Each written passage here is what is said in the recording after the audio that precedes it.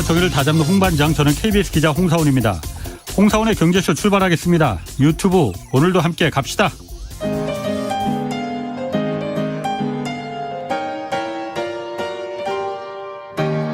대한민국 최고의 경제 전문가와 함께합니다. 믿을 만한 정보만 쉽고 정확하게 전해드립니다. 홍사원의 경제쇼. 네, 우리 경제가 둔화 국면에 들어섰다, 이런 정부의 공식 진단 나왔습니다. 구체적으로 우리 경제 흐름이 지금 어떤 상황에 놓여 있는 건지 오늘 좀 자세히 분석해 보겠습니다. 최백은 건국대 경제학과 교수 나오셨습니다. 안녕하세요. 예, 안녕하세요. 정부가 공식적으로 이제 우리 경제가 우려 단계였던 게 이제는 실제로 둔화하고 있는 단계로 들어섰다, 이렇게 밝혔어요. 예. 얼마나 안 좋길래 그런 겁니까? 일단 우리가 가장 피부적으로 느끼는 것은요, 지난해 4분기에 예. 마이너스 성장을 기록을 했죠. 예. 되게 우리가 이제 이거는 사실 학문적인 용어는 아닌데, 예. 기술적으로 우리가 되게 이제 얘기하는 게 2분기 연속해서 전분기 대비, 앞분기 대비해서 계속해서 마이너스 성장을 기록하게 되면 경기가 침체에 빠졌다, 이렇게 이제 진단을 해요. 예. 미국의 이제 전미경제연구소 같은 데서요. 예. 그러니까 이제 지금 이제 4분기 그렇게 됐으니까. 예. 근데 1분기 지금 나오는 거 보니까 지난해 4분기의 성적을 보게 되면 마이너스 0.4%인데요. 예. 민간 소비가 마이너스 0.2%포인트를 잡아먹었고, 그다음에 수출이 마이너스 0.6%포인트를 잡아먹었어요. 예. 그런데 지금 수출은 계속해서 1월 달 2월 20일까지 지금 나왔잖아요. 예. 더 안 좋아졌어요. 그러니까 지금 올해 1분기에 절반 이상이 지금 나왔는데 더 나빠지고 있잖아요. 예. 그러니까 수출이 그러니까는 개선될 가능성은 안 보이고. 예. 민간 소비 지금 1월 달 2월 달에 지금 소위 난방비 전기료 폭탄 이런 걸로 인해 가지고 예. 내수가 굉장히 빠르게 둔화되고 있거든요. 지난해 이미 4분기에 소위 말해서 소비 지출액이 예. 3분기에 비해서요, 실질 소비로 한 3조 원이 줄어들었어요. 명목으로만 보더라도 한 2조 원이 줄어들었고요. 이미요. 예. 그러니까요. 예. 네? 줄어들었으니까, 근데 지난해 4분기보다 가게들이 더 소비할 여력이 있다고 느끼느냐? 아니잖아요. 막걸리 값도 올랐으니까. 그러니까요. 예? 소주값이 6,000원 된다, 이런 얘기도 이제 우리가 들려오는 것처럼요. 예. 그러니까 그런 상황 속에서 지금 우리가 경제의 양대축이 예. 그 내수 이제 주기 어쨌든 간에 소비잖아요. 가계 소비요. 예. 소비하고 가계 소비하고 지금 수출이 지금 이렇게 안 좋은 상황이 예. 지금 지금 1분기에는 최소한 어쨌든 지속될 것 같으니까는 예. 이런 진단을 안 할 수가 없는 건데, 예. 제가 볼 때는 그러니까 기술적으로 이미 경기 침체는 방송에 나와서 제가 여러 번 얘기했지만 지난해 이미 진입했었어요. 우리가 그래서 흔히 말해서 지금 얘기하는 성장률이라는 게 GDP로 얘기하는 거잖아요. 그렇죠. 그런데 GDP에는 국내에서 활동하는 외국인들의 경제활동분도 포함되어 있습니다. 예. 그런데 우리가 우리나라 국민들만 가지고 계산하는 거, 이게 국민 총소득이라는 게 있죠. 예. 국민 총소득은 실질 국민 총소득은 그러니까 우리가 1분기를 정점으로 해가지고 2분기부터 계속해서 하락해 왔어요. 예. 줄어들었어요. 그래서 4분기까지 보게 되면 한 9조 원 정도가 줄어들었습니다. 예. 경기 침체라는 게 뭐냐면요, 소득이 줄어들고 예. 즉 성장률이 둔화되고, 예. 그다음에 물가가 오르게 되면 이게 스태그플레이션이죠. 그게. 그렇죠. 예. 예. 근데 그게 이제 그러니까는 사실 소득은 이미 그러니까는 예. 지난해 그러니까 1분기 이후부터 지금 이제 후퇴하기 시작했다는 얘기고요. 예. 예? 그런 점에서 그러니까 이미 지난해 이미. 예. 그런데 이제 정부에서 이제 그러니까는 소위 최근 경제 동향 해가지고 소위 그린북이라고 우리가 이제 일명 부르는 예. 표지가 이제 그린 색깔을 해가지고 부르는. 아, 그래서 그런 겁니다. 아. 예. 겉표지가. 그래요? 예. 예, 그래서. 자, 그런데 이제 여기서 이제 그러니까 우리가 지난해 11월 달까지만 하더라도 예. 소위 말해서 그러니까는 내수는 내수가 그러니까 이게 괜찮다 이런 식으로 진단을 하고 있었어요. 현실과 동떨어진 세계에 있다가 예? 동떨어진 세계에 사실 지난해 11월 달 연말에 한번 일반 국민들이 느꼈을 때 경제가 이미 그 당시에 침체 상황이었었거든요. 그런데 정부만 제가 볼 때는 딴 세계에 지금 있었던 것 같아요.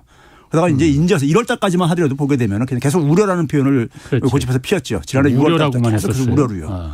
그런데 그 속에서 그러니까 수출도 그러니까 좀 이제 두고 보려고 하는 이런 것도 있었고, 11월 달 같은 경우에는요. 그러니까 진단을 둔화라는 표현을 못 쓰다가 이제 마지못해서 이제 그러니까 쓴 것뿐이지, 이미 근데 현실에서는 많은 국민들은 침체라고 느끼고 있는데, 느끼는 게 사실 정확한 거고요. 너무 늦게 진단한 거죠. 아니 그러면은 지금 사실 내수보다도 사실 우리가 뭐 경제 성장이 내수보다는 우리야 수출로 주로 먹고 사는 나라였었잖아요. 네. 근데 수출이 지금 줄어든다는 게 사실 가장 우려스럽게 저는 보이거든요. 다른 것보다도. 근데 아까 제가 오프닝에서도 말했지만은 무역 수지는 우리가 수출하는 것보다 수입이 더 많아서 적자지만은 다른 거 뭐 해외에서 그냥 국민연금도 요즘 많이 해외 투자하고 개인들도 뭐 서학개미라고 해서 많이 투자하잖아요. 거기서 많은 돈 벌어들였단 말이에요. 또 해외 부동산 사서 거기서 뭐 시세 차익을 얻을 수도 있고 거기서 뭐 렌트비 같은 거 받아서 들어오는 달러도 있고 이거는 지금 경상수지는 아직까지는 흑자잖아요. 작년에 흑자였어요. 물론 그 전년에 비해서는 한 3분의 1 토막 낮긴 했지만은 아직은 그래도 물건 팔아서는 적자지만은 돈놀이라고 표현하면 좀 그렇긴 하겠다. 하여튼 그 금융자산 이 수익은 미국처럼 아직은 플러스란 말이에요. 이익 흑자란 말이에요. 그런 거 괜찮은 거 아닌가? 근데 일단 이제 청취자들을 위해서요. 청취자들이 굉장히 이제 그 일반 이제 경제적인 상식이 좀 약간 좀 일반 전문가들에 비해서 좀 이제 부족하신 분들이 의문을 가는 것이 대표적인 지금 이제 홍 기자님이 지적한 것처럼 무역 수지가 저렇게 계속해서 지금 윤석열 정부 들어와가지고 지금 거의 600억 달러에 지금 저기 적자 규모가 쌓이고 있거든요. 근데 어떻게 경상수지는 계속 한국은에서 흑자라고 발표를 한단 말이에요. 그런데 이제 일단은 뭐냐면 그 무역 수지 적자라는 부분에서 청취자들이 생각하는 거하고 소위 말해서 한국은행에서 집계하는 경상수지는 한국은행에서 집계합니다. 그러니까 우리가 평상시에 듣고 있는 무역수지는 관세청에서 집계하는 거고요. 관세청에서 그러니까 우리가 이제 그러니까는 소위 예국에서 이 국경이 있지 않습니까? 국경에서 넘나 들어올 때 그거 가지고 그러니까 들어오는 순간 나가는 순간 이거 계산을 해가지고 집계한 게 이제 쉽게 무역수지예요. 무역수지고 그다음에 이제 한국은행에서 집계하는 거는요. 한국은행에서 집계하는 거는 이제 그러니까 소위 경상수지 적재 국제수지를 집계를 하는데 이제 경상수지가 이제 그러니까 소위 말해서 쉽게 말해서 우리한테 이제 돈이 실제로 우리가 얼마나 벌어들였느냐 썼느냐 이걸 이제 정리한 거죠. 경상수지라는 무역수지도 포함되어 있는 거잖아요. 경상수지. 그렇죠. 근데 거기서 경상수지는 4가지로 구성되는데요. 상품수지라는 게 있고 그다음에 서비스도 우리가 거래하잖아요. 서비스 수지가 있고 그런데 우리가 일반적으로 무역수지 얘기할 때는 이 상품수지에 해당되는 겁니다. 그렇지. 서비스 수지는 포함이 안 된 거예요. 그렇죠. 물건 판 거. 그래서 이걸 무역 외수지라고 이렇게 일반 학교에서 한다. 그다음에 지금 이제 홍 기자님이 얘기했던 그 이제 우리가 예국에 나가서 예국에 투자해가지고 벌어들인 돈들이요. 이걸 가지고 이제 본원소득 수지라고 이렇게 표현을 해요. 본원소득이라는 것이 이게 영어로는 이제 그러니까 외국에서 이제 프라이머리 인컴이라고 이렇게 많이 표시하는데 그러니까 1차 소득이라 이거죠. 그러니까 뭐냐면 우리가 경제 활동을 하다 보면은 각자가 그러니까 소득을 만드는 방법이 여러 가지가 있는데 노동을 투입을 해가지고 기여를 해가지고 일을 해가지고 임금 소득을 받는 사람이 있고 그다음에 이제 뭐냐면 은행에다가 예금을 해가지고 이자 소득 받는 사람도 있고 그리고 뭐 이제 주식에 투자해서 배당 소득 받는 사람도 있고 이런 게 다 소득들이잖아요. 그러니까요. 그래서 그런 소득들을 이제 그러니까 우리가 일종의 그러니까는 그 본원 소득이라고 하는 거예요. 가장 원천적인 소득이라 해가지고요. 이걸 근데 해외에서 이제 그러니까 우리가 벌어들인 소득들. 그게 워낙 많았다는 그리고 거죠. 예국인들이 우리나라에서 벌어 나가는 소득도 이렇게 있잖아요. 이거 정리하는 게 이제 본원 소득 수지예요. 그다음에 이제 이전 소득 수지라는 게 있습니다. 이전 소득 수지라는 건 말 그대로 트랜스퍼인데 그냥 이렇게 내가 이제 미국에 있는 그러니까 뭐 저기 누나한테 돈을 벌면 송금 받았어. 아니면 우리가 뭐 예국에 이제 그러니까 어떤 원조를 좀 했어. 그러니까 그냥 이건 경제활동과 관계없이 넘겨주는 거예요. 이런 것들이 있는데 우리가 흔히 이제 그 관세청에서 집계하는 무역수지하고 한국은행에서 얘기하는 상품수지하고도 또 약간 차이가 있어요. 그렇게 하는데. 어려운 것까지 제가 알아야 될까요? 아니 근데 그게 이제 일반 국민들이 볼 때 들을 때 보게 되면은 한국은행에서 얘기하는 그 데이터하고 무역수지하고 틀리게 나오거든요. 조금. 틀리게 나와요. 무역수지와 상품수지가. 이게 그러니까 개념상으로 같은 건데 집계하는 방법의 차이로 인해 가지고 차이가 있어요. 근데 지금 오늘은 그 얘기까지 하게 되면 너무 이제 하니까 거기까지는 제가 못 따라갈 것 같아요. 그러면 이제 상품수지하고 서비스수지는 우리가 굉장히 만성적인 적자의 국가예요. 그러니까 이제 거기다가 이제 근데 우리가 이걸 커버하고 있는 게 소위 말해서 본원소득 수지인 거예요. 아까 말한 얘기한 주식 투자고 부동산 사고. 그렇죠. 그래서 이제 경상수지는 흑자를 그나마 이제 이렇게 유지를 하고 있는 거예요. 많이 줄어들었죠. 재작년에 비해서는 1년 전에 비해서 많이 줄어들었는데 3분의 1 토막 났다고. 근데도 이제 그래도 흑자인데. 그래도 흑자를 유지를 하고 있어요. 그래도요. 그러니까요. 무역수지에서 적자 본 걸 다 상쇄하고도 지금 더 흑자라는 거 아니에요? 그렇죠. 근데 경상수지가 중요한 게 쉽게 얘기해서 우리나라 사람들이 벌은 돈인 거예요. 네. 우리가 쓸 수 있는 돈인 거지요. 그렇죠. 그러니까 이제 그거 말고 이제 외국인들이 이제 우리나라 주식 투자하기 위해서 갖고 온 돈 이런 것들은 예. 우리나라 돈이 아니잖아요. 언제든지 갖고 나갈 수 있는 돈이니까요. 물론이죠. 예. 그래서 이런 거 말고 경상수지가 굉장히 중요하죠. 예. 중요한데 무역수지가 중요한 이유는 본원소득 수지도 뭐 하지만 무역수지가 중요한 거는 자 이제 무역수지 섞고 본원소득 수지가 들어온 걸 가지고 예. 한국은행이 예. 우리가 이제 본원소득 수지에는 한국은행이 한국은행도 해에다가 그러니까 채권을 다 투자하고 그러잖아요. 예, 예. 그렇죠. 그럼 거기서도 보너스 수준이 발생합니다. 예. 기업도 할 게 아닙니까? 그렇죠. 기업도 재테크 할 수 있으니까요. 개인들도 요즘 개인도 하고요. 테슬라 주식 많이 사니까. 네, 개인도 하고요. 우리나라는 예. 기업들이 제일 많이 합니다. 아하. 기업들이요. 예.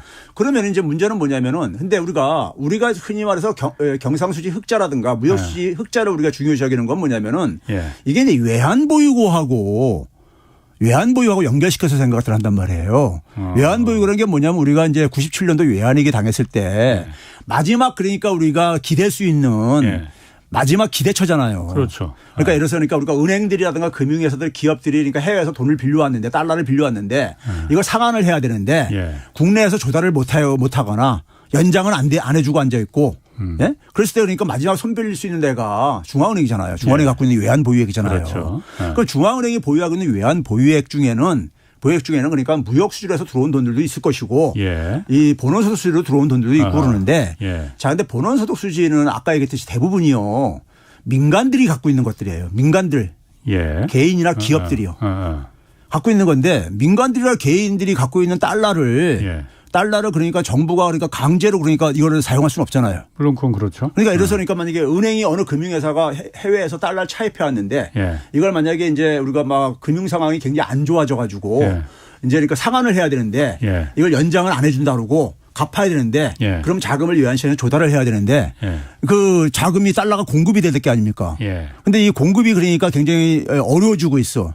예?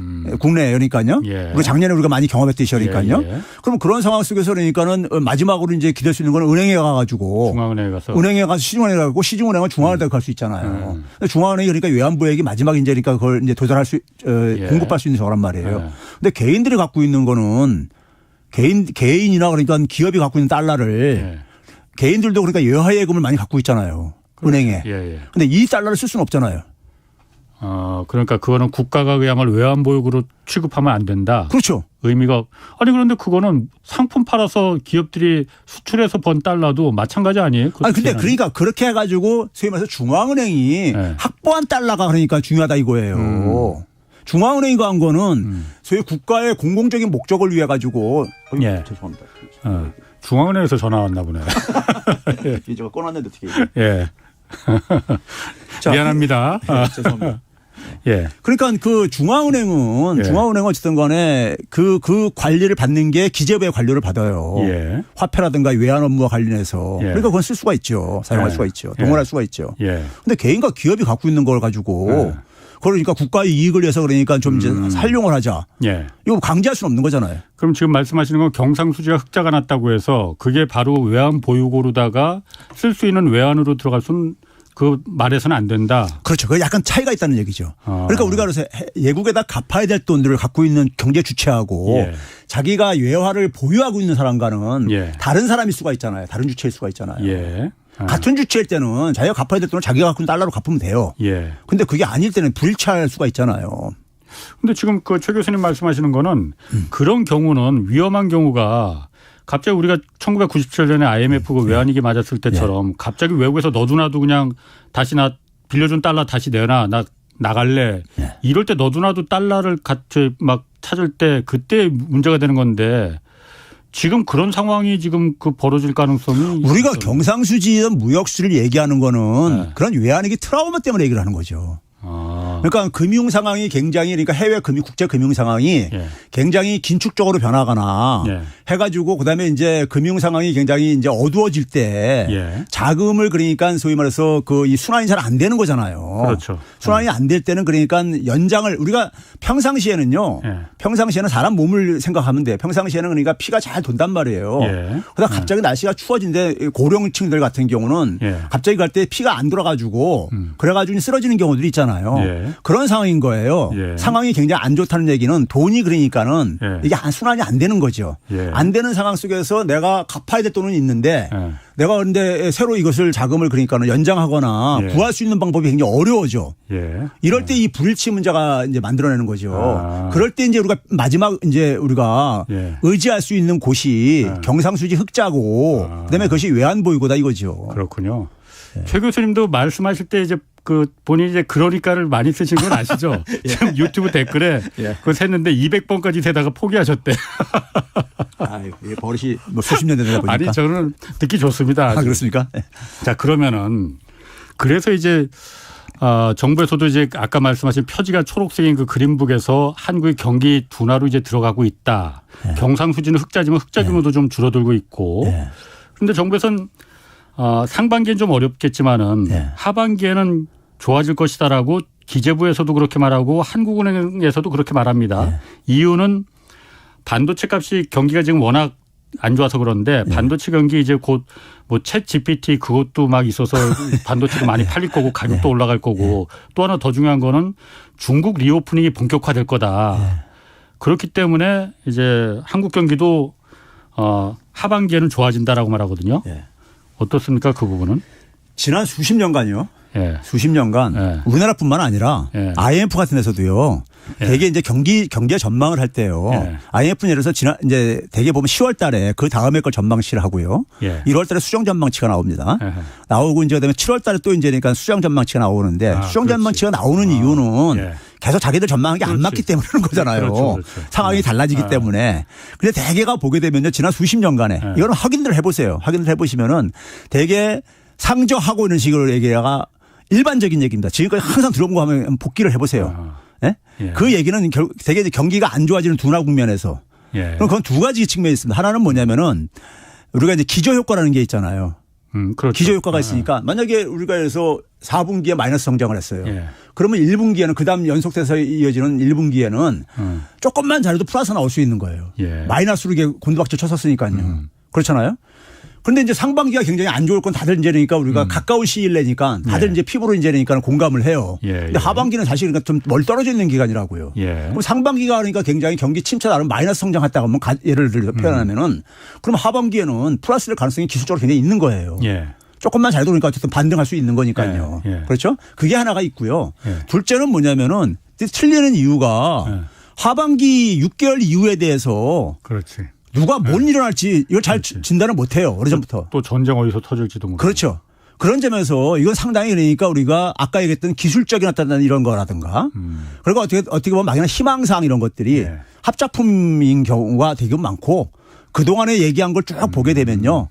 상저하고가 맞은 적은 제가 볼 때 제 기억에 별로 없어요. 별로 없어요. 실제로 많은 국민들이 그렇게 느낄 겁니다.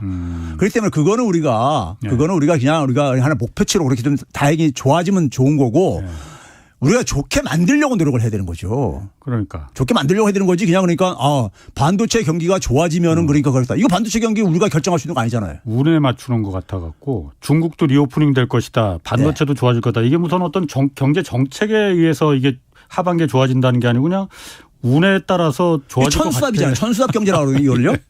근데 우리가 제가 이 방송에 5월 기억을 뭐 하실지 모르겠는데 5월 26일 날 하고요. 9월 22일인가 두 번 제가 삼성전자 얘기를 한 적이 있었어요. 모르시는가 보네. 본인이 얘기하셨는데. 아니, 알아. 5월 26일 날에는 그때 이제 KBS에서 동영상 올리면서 썸네일을 삼성전자와 SK 문제 해결 못하면 한국 경제 큰일 난다. 이렇게 해가지고 뽑아서 이렇게 했더라고요. 그런 얘기 있었어요? 아니, KBS에서 올린 거예요. 동영상을 찾아보시죠. 그다음에 9월 22일 날은 소위 말해서 이 반도체 동맹 가는 데 속에서 유럽을 끌어들여라. 해가 그 아이디어 얘기하니까 홍 기자님은 괜찮은 것 같다 이렇게까지 칭찬해 주시고 그랬었는데 근데 그 얘기가 최근에 그러니까 우리가 한국경제방송 같은 한국경제신문 같은 데서 정경련 산하 저거죠. 그런 데서 뭐냐면 이 삼성전자가 굉장히 지금 아주 큰일 났다. 이런 식으로 지금 보도를 하고 있거든요. 지금은 미국에서 그러니까 미국에 반도체 투자하라고 해놓고 나서 중국에다가 투자 못하게 하지 않는 조건으로 이렇게 가고 앉았으니까는 그러잖아요. 그게 지금 현실화되고 있잖아요. 그러니까 삼성전자하고 SK 하이닉스가 우리나라 반도체 양대 축인데 그들이 지금 어쨌든 중국에 대한 의존도가 매출 그 의존도가 굉장히 높잖아요. 예. 근데 그 문제를 그러니까는 해결 안 하고 과거처럼 돌아갈 수 있을 것이다? 그냥 챗 GPT 때문에 모든 것이 그러니까 다 돌아갈 것이다? 이건 아니죠. 그리고 챗 GPT라는 것이 이것도 어떻게 보면 하나의 희망사항이죠. 소위 말해서 인공지능 이거는 뭐 저기 기술적인 것 때문에 제가 얘기를 안 하겠습니다. 저도 할 말이 많은데 챗 GPT에 대해서 인공지능에 대해서. 근데 이거는 그 챗 GPT에 대해서 그러니까는 수요가 해가지고 반도체 대수가 폭발적으로 증가할 거다. 이것도 제가 볼 때 너무 근거 없는 저기 저 근거가 좀 아주 없는 부족한. 건 아니고 그냥 너무 좀 희망이 많이 섞였다 이거죠. 그러니까. 그렇죠. 어쨌든 그런데 지금 중국 리오픈이 된다고 한다고 해서 어쨌든 우리는 정부의 기조는 지금 탈중국 그 중국하고는 이제 그 미국하고 같이 동맹에 합세해서 중국은 멀리 한다는 게 우리 정책 기조잖아요. 그럼 중국 리오프닝 한다고 해서 거기 그렇게 기댈 게 그렇게까지 이제 많이 있을까? 중국에서 그렇다고 해서 한국에 요즘은 중국이 중간재를 한국보다 더 잘 만든다고도 하는데 한국 물건을 굳이 많이 사줄까? 한국이 어쨌든 중국한테 등을 돌리겠다고 하는데 그 부분에 너무 오히려 우리 정부가 지금 기대를 많이 거는 거 아닌가? 그러니까요. 우리가 지난해 중국에 수출액 수입액이요. 다 증가했었어요. 과거보다 그러니까 속도가 좀 떨어졌을 뿐이지. 하반기 들어갔어요. 교역량이 그만큼 많았다는 거죠. 그리고 뭐냐면은 미국이나 독일은요. 중국의 그러니까 최대 교역국들인데 이들은 그러니까 중국에 대한 수출이 증가했어요. 근데 우리만 줄어들었거든요. 네? 그러면 그래서 중국이 그러니까 수출과 수입이 증가하는데 우리나라 수출이 줄어드는 것을 그러니까 원인을 해결하지 않으면은 중국이 리오프닝 때문에 그러니까 좀 낮은다고 해가지고 그 효과가 얼마나 그렇게 되겠냐? 옛날처럼 그러니까 우리가 소위 말해서 작년에 그러니까 한 3월 달까지는 4월 달까지 두 자릿수로 수출이 증가했었어요. 우리나라도 중국에 대한 수출이. 중국에 대해서. 그러다가 5월 달부터 갑자기 한 자릿수로 뚝 떨어지거든요. 뚝 떨어졌다가 하반기가 가서 마이너스로 이제 그러니까 이렇게 됐었고요. 뭐 그 중국에 대해서는 이제 뭐 조금 더 시간을 갖고 하반기 한 여름쯤에서 다시 한번 좀 지켜보는 거로 하고 지금 또 한 가지 좀 현안이 제가 궁금한 게 그 정부에서 지금 외환시장 개방하겠다고 하잖아요. 물론 외국에서 계속 요구는 있었습니다. 그러니까 한국 외환시장 더 개방해라. 왜 오후 3시 반이면 그 원화거래 이제 끊느냐. 그 이후에도 우리 바꿔야 되는데 그래서 요구는 있었지만은 지금 무역 수지 이렇게 적자 규모가 커지고 무역 수지가 적자가 커진다는 건 달러가 부족해진다는 거잖아요. 이런 상황에서 외환시장을 개방하는 게 괜찮은 건가? 그리고 이게 그럼 우리한테 득이 되는 건가? 실이 되는 건가? 외국에서 물론 요구가 있다고는 하지만은 그건 어떻게 해석을 해야 됩니까? 이거 작년에 있잖아요. 윤석열 정부 출범하자마자 이거 기재부에서 추진을 하던 거였었어요. MSCI 선진국 지수에 우리 들어가야 된다고. 이거 추진을 했었죠. 그래서 막 이제 국회에서 세미나도 하고 이거 이제 그러니까 공청회 같은 거 비슷하게 하고 그랬었어요. 하다가 그 당시에 막 무역 적자가 심해지고 그러니까 지금 이거 할 지금 때냐 해가지고 이게 잠깐 들어갔다가 다시 꺼낸 카드예요. 들어갔다가 왜 다시 꺼냈어요? 그러니까 이게 원래 그러니까 하고 싶은 욕망이 있는 거죠.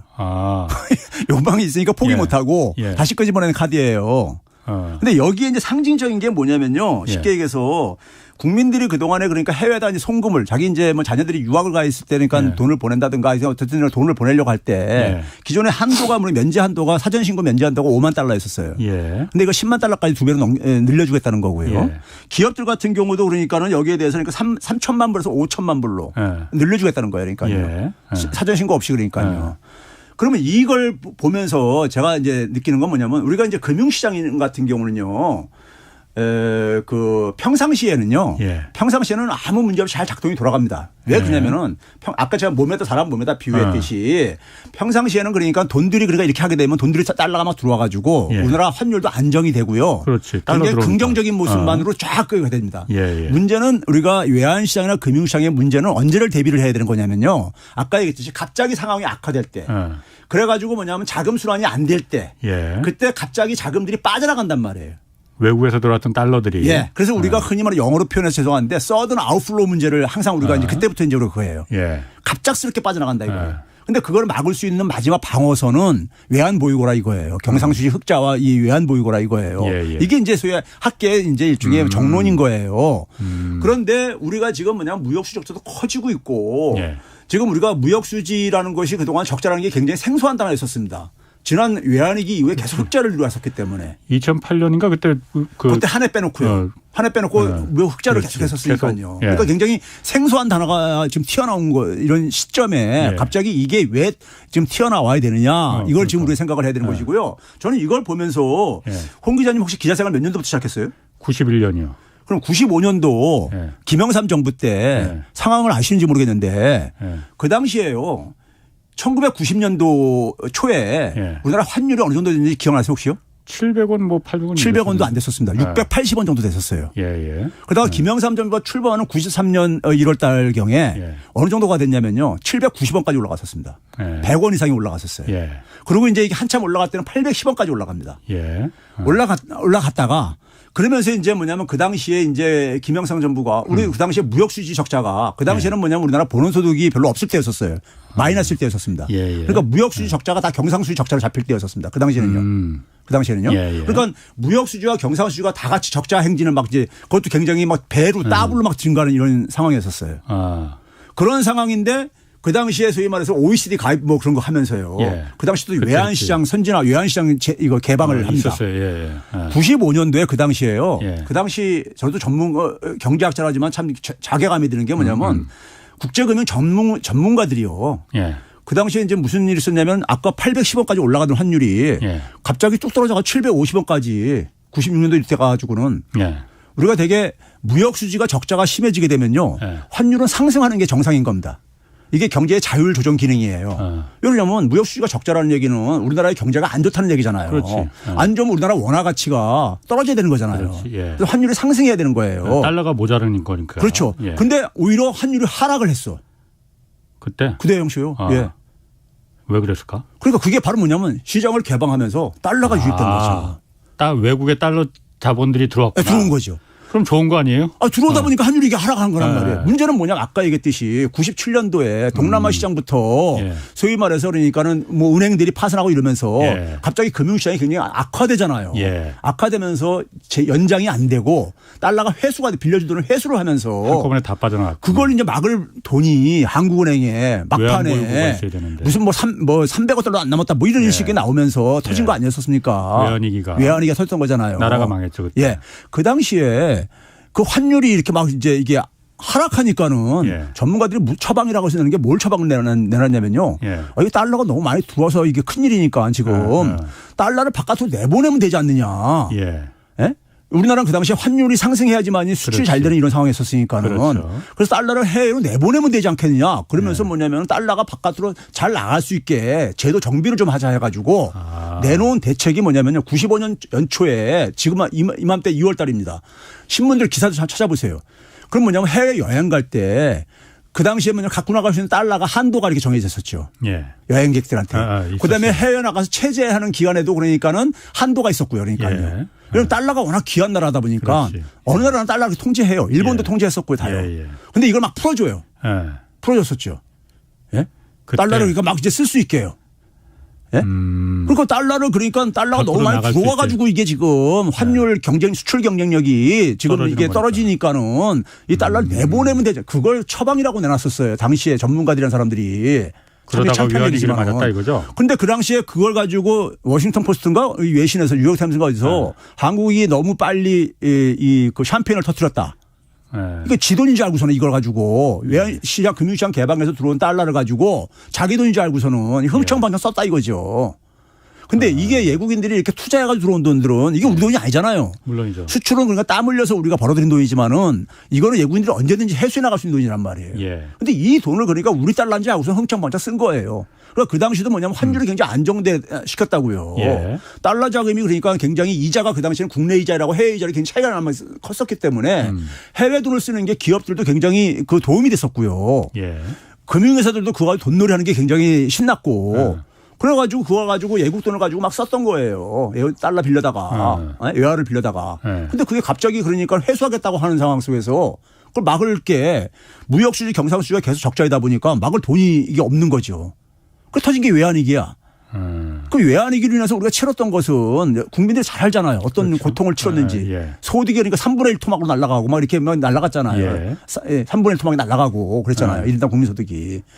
그러면 그런 충격을 막기 위한 것이 우리가 이 외환시장이나 금융시장은 평상시에는요. 이번에도 이거 외환시장이 이렇게 자유화하게 되면요.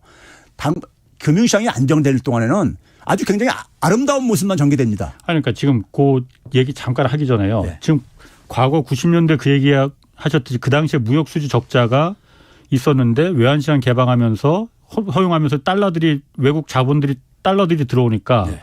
무역수지에서 적자 나는 만큼 달러가 부족해진 걸 이제 막아줘서 환율이 안정됐다는 거잖아요. 그렇죠. 그럼 이게 뭐 너무 음모론인 것 같기도 한데 음모론이 실제 아니 그러니까 음모라는 게 아니고 지금도 어쨌든 우리나라가 작년부터 계속 무역 수지가 적자가 구조적으로 이게 어떤 가는지 안 가는지 모르겠으나 네. 적자가 계속 오래되고 있잖아요. 네. 그러다 환율도 어쨌든 확 올라갔다가 지금 조금 줄어들다가 다시 또 슬금슬금 올라가고 있단 말이에요. 네. 원달러 환율도. 네. 이 목적도 있는 거예요. 그러면은 그 환율을 안정시키기 위한. 저는 그런 크다고 목적도? 봐요. 외국의 단기 자금 달러들 들여오게 하기 위해서. 예.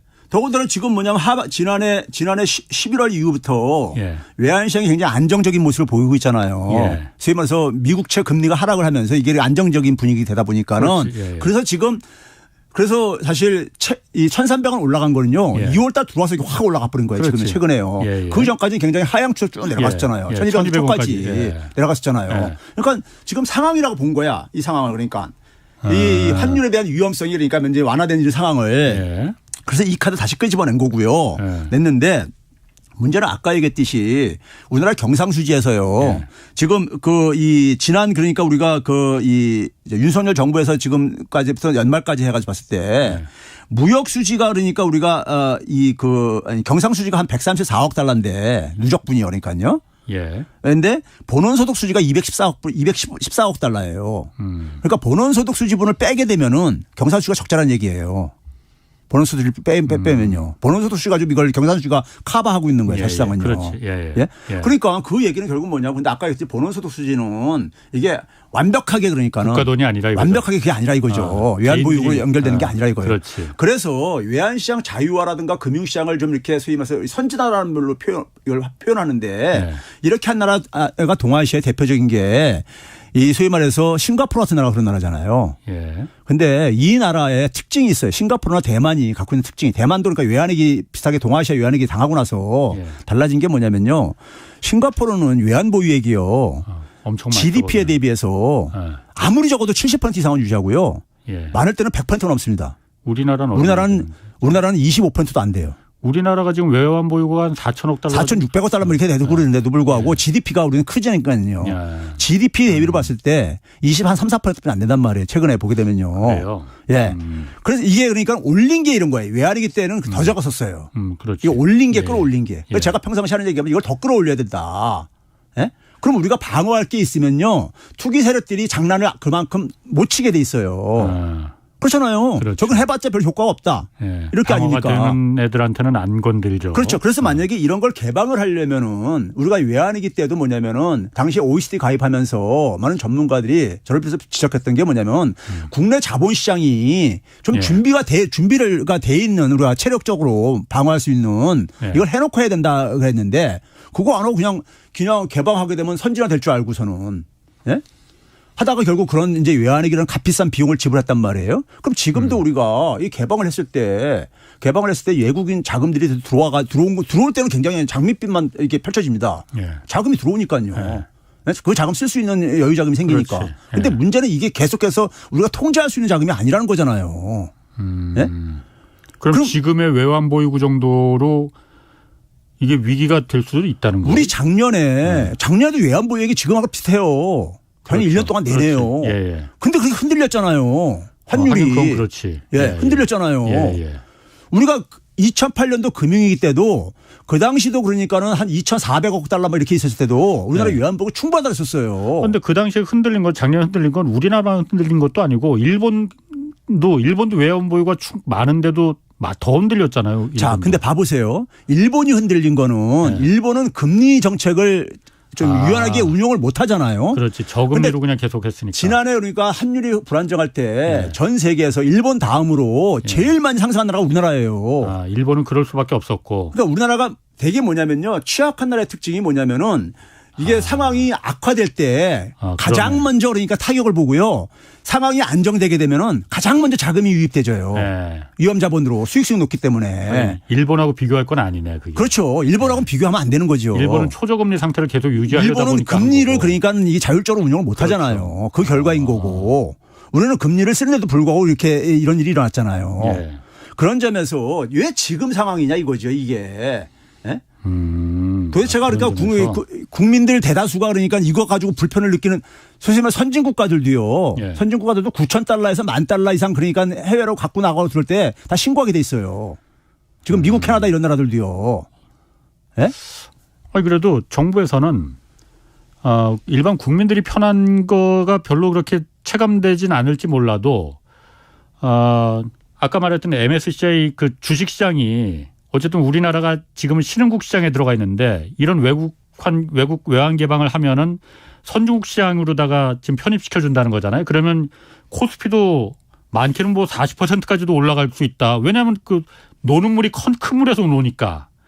뭐 그런 면에서는 우리가 외국의 요구를 이걸 들어주고 우리가 환 개방을 해서 선진국 큰 물에서 놀 필요가 있다. 그 부분도 설득력이 있는 거 아니에요? 그러니까 제가 아까 얘기하지 않습니까? 이게요. 어떤 상황이 국제 금융시장 상황이 예. 악화되기 전에는 굉장히 좋은 모습만 나타낸다니까요. 악화되기 전에는. 왜 그냥 평상시에 사업하는 분들이 별 문제가 없을 때는요. 은행에서 연장해주고 그러잖아요. 빚을요. 그렇죠. 근데 상황이 안 좋을 때 이 연장 안 해주고 회수해버리잖아요. 예. 그럼 지금 우리가 외환보유고는 그거 위험한 거예요? 25% 작년에 우리가 정도 경험을 했잖아요. 작년에. 그렇지. 네. 제가 자꾸 말씀하시는데도 까먹고 와서 혼나네 오늘 또. 혼나는 게 아니라. 그러면 그런 부분도 좀 저는 그래서 우리나라 경제 규모가 이렇게 커졌고 방어 능력이 어느 정도 이제 외환보유고도 이렇게 있으니 이 정도면은 개방해도 되는 거 아닌가? 좀 더 대만도 70% 이상 끌어올렸어요. 예. 이 중요가 있어요. 저도 그 정도 끌어올리면은 이거 해도 된다고 봐요. 예. 그럼 지금 이런 경우에 한국이 어쨌든 국제적으로 투기 자본들 지금도 계속 돌아다니고 있잖아요. 그렇죠. 어느 나라를 공격해서 큰 돈을 먹을까 군침을 흘리고 있는 투기 자본들 분명히 있습니다. 그렇죠. 한국이 만약에 외국 외환 시장을 지금 개방하면은 그런 투기 자본의 먹잇감이 될 가능성이 그 정도로 우리가 체력이 부실한가요? 아니 지금 국제 금융시장이 연준이 지금 그러니까 금리 인상 기조가 안 끝났고 근데 언제까지 이걸 그러니까는 유지할지 고금리 체제를 그래 여전히 그러니까는 우리가 리스크가 굉장히 많이 남아 있는 상황이잖아요. 왜 이런 상황에서 그러니까 굳이 이걸 해야 되냐 이거죠. 그러니까 이게 불확실성이 굉장히 많은 이런 상황에서. 알겠습니다. 또 듣고 보니까 굉장히 불안해지네. 그리고 또 하나. 지금 물가가 워낙 장난이 아니잖아요. 뭐 작년 12월까지 잠깐 우리나라 잠깐 물가 내려가는 것 같더니 지난 1월 달에는 다시 또 올라갔어요. 그렇죠. 그런데 모레 이제 목요일에 한국은행이 기준금리 다시 정하잖아요. 이 올릴까 여기 한국은행이 지금 고민이 많다는데 지금 어떤 결정이 필요합니까? 근데요, 저는 홍 기자님이 원래 기자잖아요. 기자 출신이잖아요. 저는 기자지. 기자분들이 그렇게 보게 되면 이제 기사를 쓰면서 전문가들이 시중의 전문가들이 다 동결로 예상한다 대부분이 뭐 이런 식의 기사 써요. 근데 기자는 그런 거 의견 물어봐가지고 그런 걸 그랬으면 안 되고요. 물어봐야 되는 거잖아요. 그렇지. 취재해야. 당신은 왜 이걸 저희 동결할 걸로 보느냐. 그렇지. 그리고 이제 동결하는 이유를 대게 되면은 그 이유가 맞는지 안 맞는지에 대해서 판단해서 질문을 해야 되잖아요. 그게 취재인데 요즘 그러니까. 애들이 그게 없어. 그러니까 말이에요. 그럼 홍 기자님은 지금 그러니까는 시중에서 떠도는 얘기처럼 동결할 걸로 봅니까? 아니 나는 동결할 이유가 없을 것 같은데 어쨌든 제가 할 말 좀 있으니까 시간이 없으니까 먼저 말해보세요. 그런데 우리가 이거를 우리가 평가할 때니까요. 지금 이제 시중에서 아마 동결할 거라고 예상하는 사람들 중에는 한국은행이 그동안 보인 모습으로 볼 때 이제 그러니까 동결할 가능성이 높다고 저는 보는 걸로 해석을 해요. 우리가 한때는 그러니까 한국은행이 기재부에 남대문 출장소라는 이런 오명까지 쓴 적도 있고 그러니까요. 그런데 우리가 한국은행은요. 한국은행 법대로 움직이는 거잖아요. 한국은행 우리가 누구나 접할 수 있는 한국은행 1조 1항을 보게 되면 한국은행 목적이라는 게 있습니다. 목적 1조 1항이 보게 되면은 물가 안정을 통해서 국민 경제 발전에 이바지하는 이렇게 돼 있어요. 물가 안정입니다. 못 박혀 있어요. 2항이 뭐냐면 금융 안정에 유의해야 된다 이렇게 돼 있어요. 그다음에 뭐냐면 4조에 보게 되면은 한국은행이 기재부 관리를 받습니다. 그것들은 일반 청취자들도 그걸 잘 모르실 거예요. 기재부의 관리를 예. 받는다고? 원래 독립돼 있는 거 아니에요? 기재부의 업무가 한 나라에 그러니까는 재정을 담당하는 데이기 때문에 그렇지. 화폐 업무를 담당하거든요. 예. 화폐를 찍어내는 것이 한국은행이잖아요. 그래서 거시 정책과의 관리를 받습니다. 예. 예. 자, 그러면 그랬을 때 한국은행이 그러니까 그 4조의 정부의 그러니까 경제 정책과 관련해 가지고 어떻게 정의되고 있냐면요. 물가 안정을 해치지 않는 범위 내에서 정부의 경제 정책을 그러니까 뭐 고려한다 뭐 이런 걸 이렇게 돼 있어요. 그게 흔히 얘기해서 추경호 장관 이런 사람들이 얘기하는 그러니까 정부의 저를 그러니까 이제 요구하는 근거로 이제 가는 거예요. 자, 그러면 우리가 지금 현실을 보자 이거예요. 자, 한국은행은 어쨌든 간에 존재 이유가 물가 안정으로 돼 있어요. 그렇죠. 우리나라는요. 그 물가 안정인데 지금 뭐냐면 동결을 해야 된다는 사람 주장하는 근거는 되게 뭐가 같습니까요?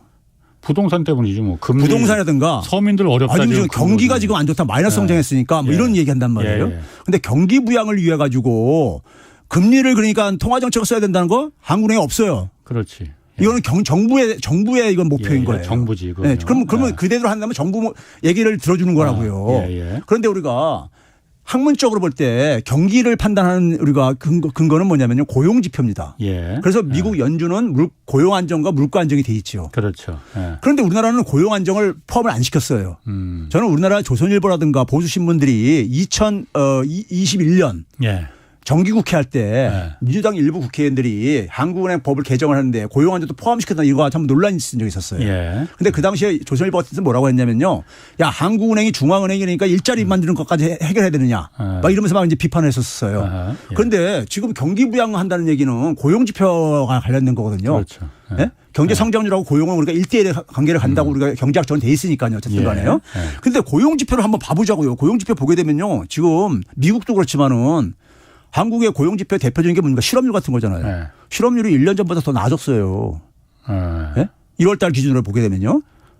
더 낮았어요. 4.1% 3.9% 떨어지고 3.6% 떨어지고 계절 조정한 걸로 보더라도 12월 달부터 더 낮았어요. 고용 상황이 지금 그러니까는 우리가 전통적으로 얘기하는 고용 지표를 볼 때 지금 그러니까 금리를 동결하거나 내려야 될 이런 상황은 아니라 이거예요. 긴축을 지금 해야 될 상황이. 그러면 남아있는 게 이제 금융안정유인데 한국은행이 저는 이거에 대해서 말할 자격이 없다고 보는 게 한국은행이 금리를 2019년부터 내리기 시작했었습니다. 근데 그 당시부터 뭐냐면 부동산 가격이 막 올라가고 그랬었어요. 근데 그 당시에 우리가 금리 내려가지고 돈이 엄청 풀려가지고 부동산 가격이 올라가는데 1조 했잖아요. 그렇지.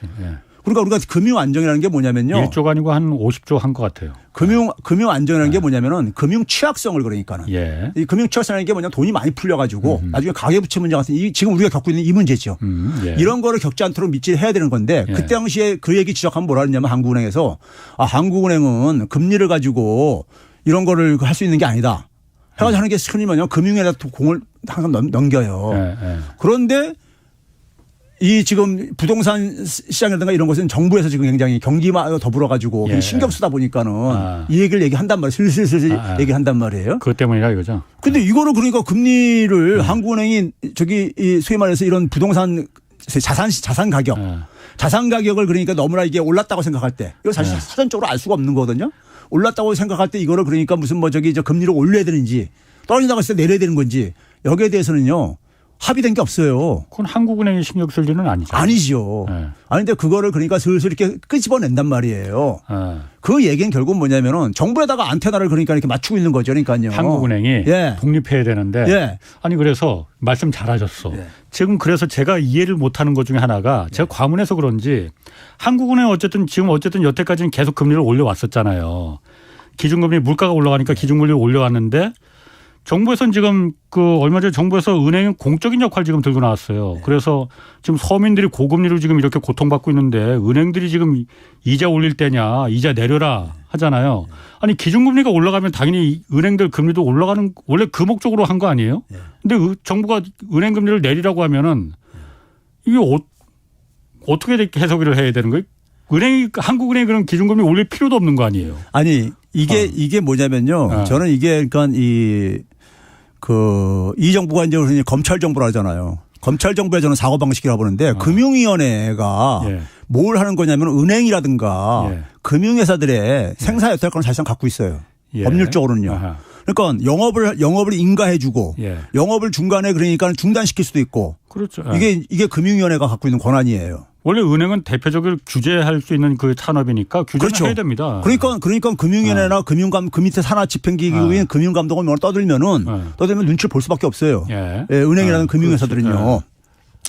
그러면 문제는 뭐냐면은 요새는 근데 뭐 자기들이 그러니까 수신금리 인상 자제라는 말 안 했다 뭐 이런 얘기까지도 하고 앉았더라고요. 안 했다고 금융위원장이 국회 나가가지고 했는데 어쨌든 그러니까 그런 얘기도 하고 그러더라고요.